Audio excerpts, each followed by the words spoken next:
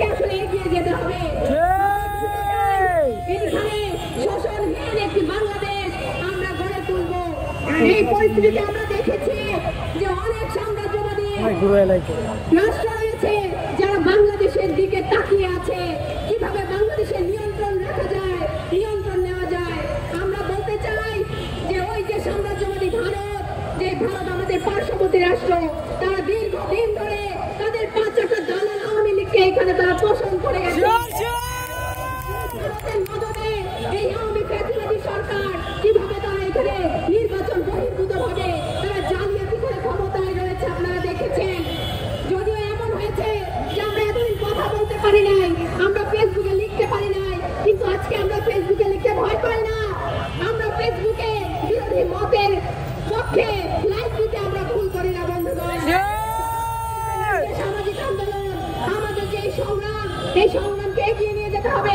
আপনারা যারা শুনছেন সবাইকে যে যার জায়গা থেকে বলতে চাই, এই যে প্রতিবাদের যে স্পৃহা, সেই স্পৃহাকে আপনারা জাগ্রত রাখবেন।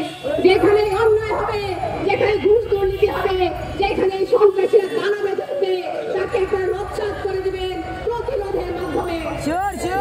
আপনারা জানেন এই বিজয়ের পরবর্তী সময়ে আমরা দেখেছি দুর্বৃত্তরা তারা হিন্দু সম্প্রদায়ের বাড়িতে তারা আগুন দিয়েছে, লুটপাট করেছে।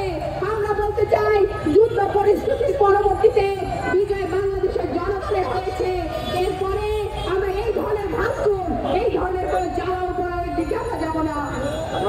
সুতরাং আমরা বলতে চাই এই যেখানে দুর্বৃত্তরা হামলা করবে, তারা তৎপরতা দেখবে, সেখানে জনগণের ঐক্যবদ্ধ লড়াইয়ের মাধ্যমে আমরা সেগুলোকে প্রতিহত করবো, প্রতিরোধ গড়ে তুলবো। আর এই জন্য দরকার জনগণের একতা, জনগণের ঐক্য, শ্রমিক, কৃষক, ছাত্র, সকল জনগণের ঐক্য আপনারা গড়ে তুলবেন। জাতীয় মুক্তি কাউন্সিলের পতাকা তলে আপনারা ঐক্যবদ্ধ হবেন জনগণের সরকার, সংবিধান এবং রাষ্ট্র প্রতিষ্ঠার লক্ষ্যে।